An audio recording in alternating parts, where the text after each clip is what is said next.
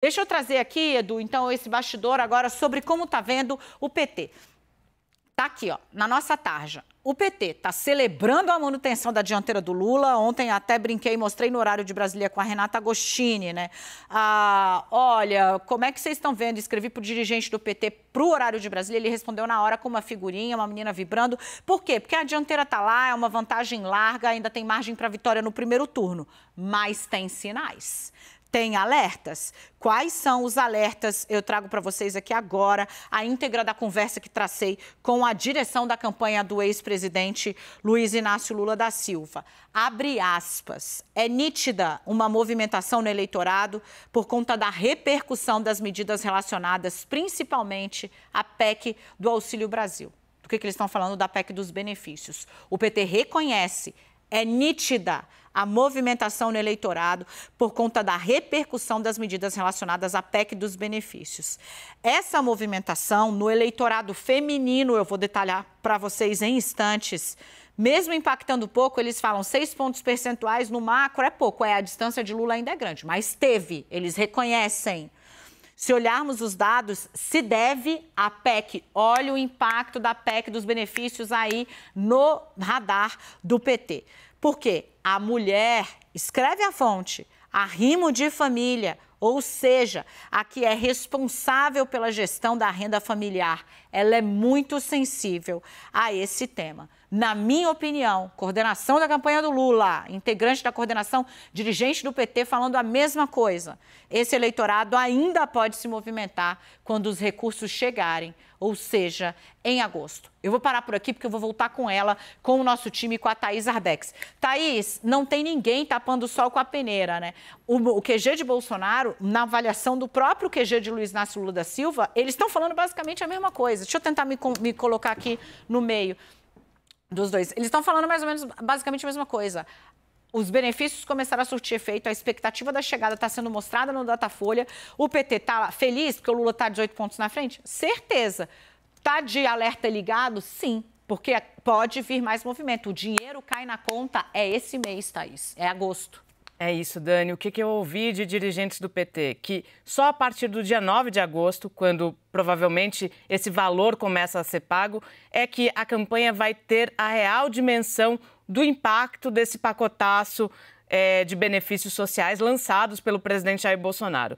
Mas há uma avaliação de que sim, que não há como brigar com os R$600, que eles terão impacto justamente nesse público que o Datafolha já nos aponta o caminho, o eleitorado feminino. Então, eles avaliam que sim, terão que fazer a disputa onde? Me falou um dirigente do PT. Terão que fazer a disputa na narrativa, porque qual que era a avaliação até então? Que o candidato a vice, Geraldo Alckmin, ele tem um papel fundamental para furar a bolha do PT, falar com aqueles setores que o PT não tem conseguido conversar. Classe média, por exemplo, agronegócio, por exemplo, setores da segurança e por aí vai.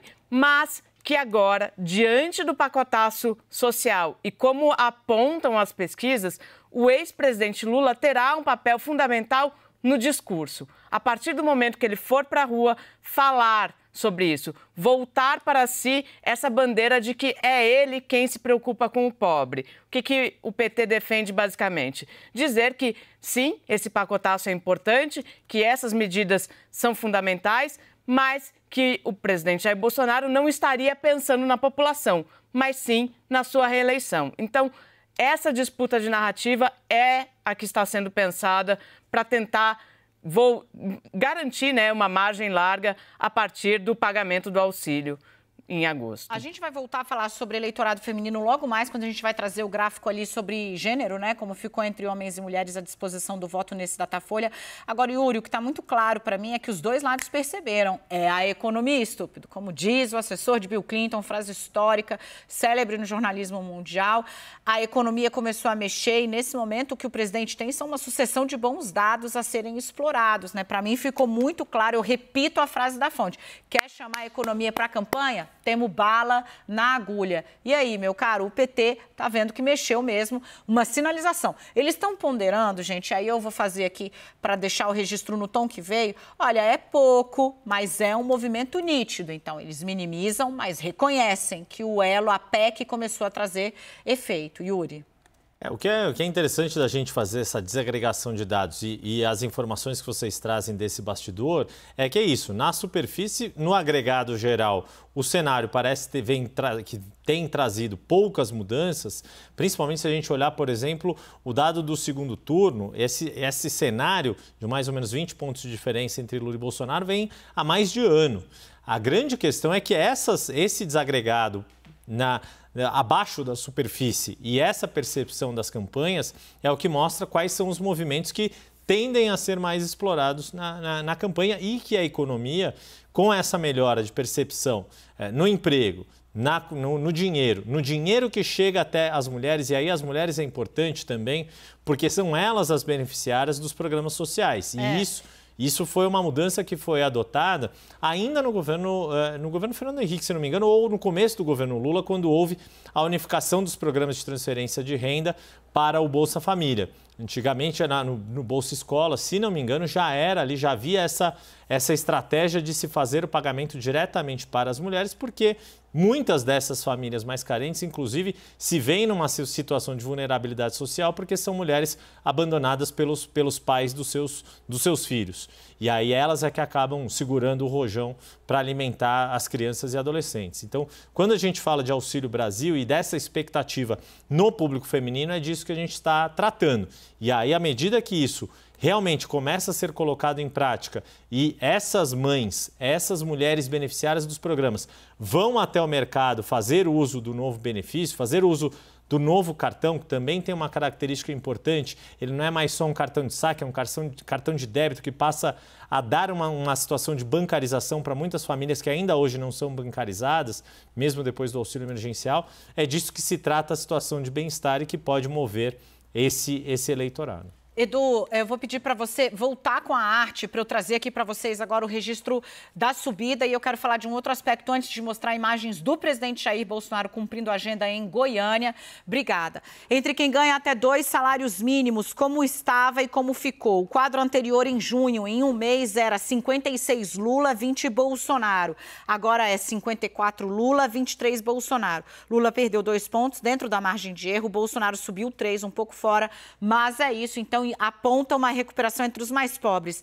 Entre quem ganha 2,5, a classe média no Brasil, Lula tinha 39, Bolsonaro tinha 35. Oscila na margem. Lula ganha 1, Bolsonaro perde 1.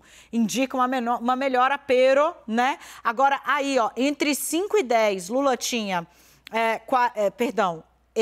essa aqui é de intenção de voto estimulada entre quem ganha de 5 a 10 salários mínimos. Perfeito. Bolsonaro tinha 44 e Lula 29. O que acontece agora? Bolsonaro mantém os 44, mas Lula puxou para si 5 pontos percentuais. É uma variação importante aí nessa classe média altíssima, topo já de pirâmide no Brasil.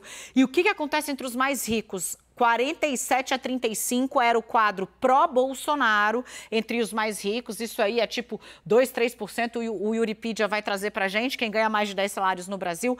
Era 47 a 35. Está agora 41 a 33, o que mostra que Lula reduziu a imagem. Bolsonaro desidratou aí 6 pontos percentuais. E eu perguntei para o QG bolsonarista, o que aconteceu aí com esse grupo dos mais ricos que sempre foi eleitor pródigo de Jair Messias Bolsonaro? Isso aí, eu vou pegar aqui a aspa, porque está anotada para... A gente faz como dá, né, para trazer as coisas o mais correto possível. Ainda assim dá barulho, mas a gente segue, né? Olha o que ele diz, né? Eu pergunto, né? E o que aconteceu com os mais ricos? Isso aí é a fatídica conversa com embaixadores. Esse grupo é um grupo que tem negócios, que faz investimento, que assiste televisão a cabo. É você que ganha mais dinheiro, que faz questão de ficar bem informado para direcionar seus negócios. E o grupo do dinheiro grosso, esse grupo, esse topo da elite da pirâmide, o público aqui da CNN, por exemplo, sabe que barulho institucional é ruim para negócio. E a campanha de Jair Bolsonaro admite que a fala a embaixadores produziu um abalo nesse apoio da altíssima elite do Brasil, aferido pelo Datafolha essa queda de 6 pontos percentuais.